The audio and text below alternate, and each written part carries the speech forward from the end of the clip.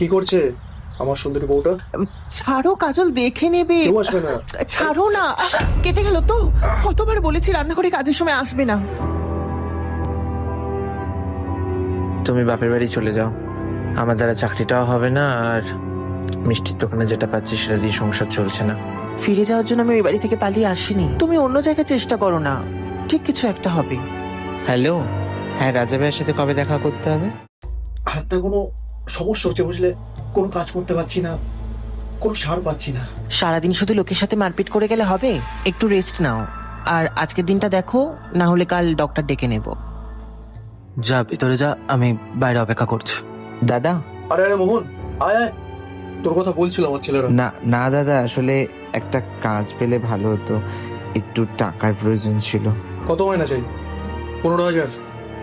আচ্ছা চল, নতুন বিয়ে করেছিস, 20,000। এগুলো